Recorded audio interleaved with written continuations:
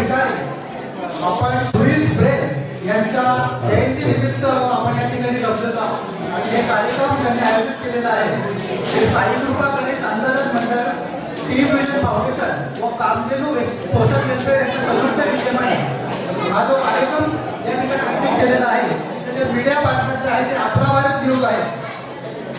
मी या ठिकाणी नमूद करतो की मागच्या वर्षी देखील आम्ही या ठिकाणी आमचे मित्र दीपकजी नेवरे यांच्या मदतीने या ठिकाणी आम्ही एक कार्यक्रम केला होता आणि तो कार्यक्रम बदलापूरचा होता. त्यावेळी तो वाटणीचा आहे.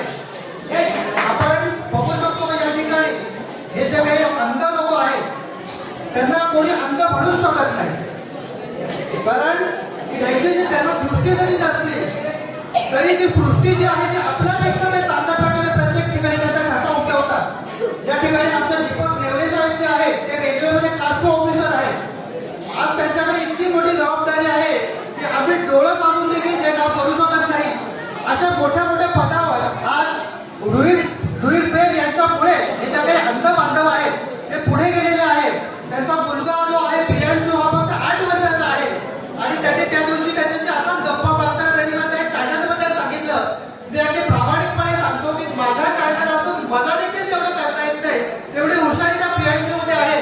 फक्त 8 वर्षाचा मुलगा आहे तो. इतका सुंदर चाललेला आहे त्याचा आवाज, त्याची बोलण्याची ढब जी आहे ती आपण डोळ्यासाठी देखील करू शकत नाही. अशा प्रकारे हे या लोकांना कुठेतरी संधी मिळाली पाहिजे.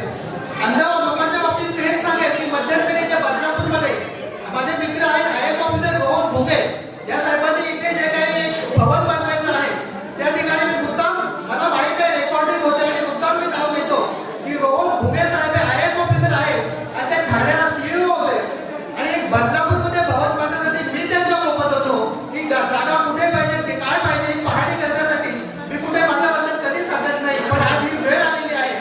आज ते रोहन भुगे जे आहेत ते जळगावला कलेक्टर आहेत आणि या बांधवांसाठी जे काही एक भवन झालं पाहिजे जेणेकरून आपल्या परिसरातील जे काही अंध बांधव आहेत त्यांना रोजगार मिळाला पाहिजे. त्यांनी बनवलेल्या वस्तूंसाठी त्यांना कुठेतरी एक विक्री केंद्र मिळाले पाहिजे आणि या समाजाच्या उत्थानासाठी, उन्नतीसाठी जेवढं आपल्या अंध लोकांना आणि जे काही हे आहे त्या लोकांसाठी करता येईल तेवढं सरकार अतिशय प्रामाणिकपणे प्रयत्न करते. मात्र बरेचशा वेळेला या लोकांच्या योजना ज्या आहेत या योजना त्यांच्यापर्यंत पोहोचत नाही म्हणा किंवा एखादी संस्था जी आहे सेवाभावी संस्था, आता आपण बघतो की या फाउंडेशन असेल किंवा इतर जे काही कामधेनू फाउंडेशन असेल अशा ज्या काही संस्था आहेत या संस्था जेव्हा आपल्या कुठल्याही प्रकारचा स्वार्थाचा साधतात अशा लोकांना मदत करतील तेव्हा त्या लोकांचा या ठिकाणी उत्थान होणार आहे. मी या सगळ्या लोकांना पुन्हा एकदा या ठिकाणी शुभेच्छा देतो.